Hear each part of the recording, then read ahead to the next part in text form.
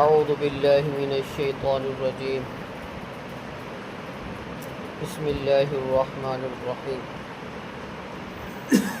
الیس اللہ بکاف عبدہ،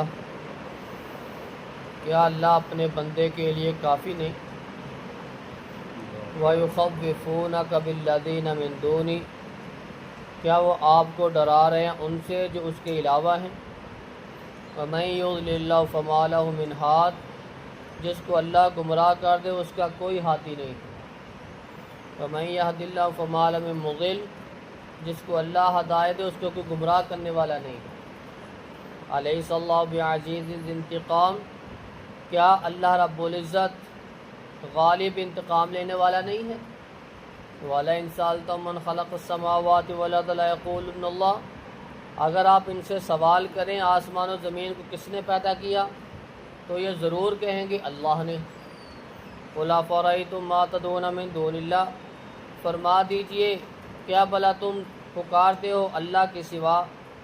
ان ارادنی اللہ بضر، اگر اللہ ارادہ کرے کسی تکلیف کا، حل ہن کاشفات ضرہ، کیا یہ دور کرنے والے ہیں اس تکلیف کو؟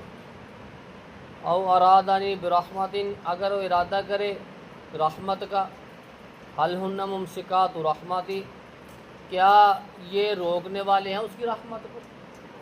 قل حسبی اللہ، فرما دیجئے اللہ کافی ہے، علیہ توکل المتوکلون، توکل کرنے والے اللہ پر ہی توکل کرتے ہیں۔ اللہ رب العزت نے سوالیہ انداز میں وضاحت کر دی، الیس اللہ بکاف عبدہ، کیا اللہ کافی نہیں؟ یہ آپ کو اللہ کے سوا یہ بتوں سے ڈرا رہے ہیں، یہ حب المنات عزا اس سے ڈرا رہے ہیں؟ وہ ذات جس کا اس پہ صحیح عقیدہ ہے، صحیح نظریہ ہے، اس ذات پہ صحیح ایمان ہے، وہ غیر اللہ سے نہیں ڈرتا، جتنا مرضی کو زور لگا لے۔ وہ ہمارے ادھر پنجاب میں ایک بیری کا درخت تھا غالباً کسی دربار کے اوپر، درباری نے کہہ دیا کہ یہ بابے انہوں نے لایا ہویا، انہوں کوئی پٹ نہیں سکتا، کرینا بھی آ گئی وہ بھی فیل ہو گئی، کوئی ساڈے ورگا سی دو دن، وہ کہتے اسی پٹ لینے۔ اس نے انعام رکھ دیا، 1,00,000 روپیہ انعام دوں گا اگر آپ نے اس کو کاٹ دیا۔ کہنے لگے ٹھیک ہے،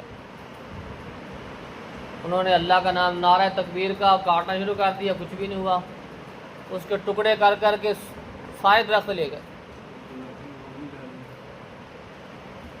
وہاں جب عقیدے مضبوط ہو، یقین اللہ پہ مضبوط ہو، پھر کسی کا کوئی ڈر نہیں ہوتا، جتنا مرضی کہہ لے، جتنا مرضی ڈرا لے۔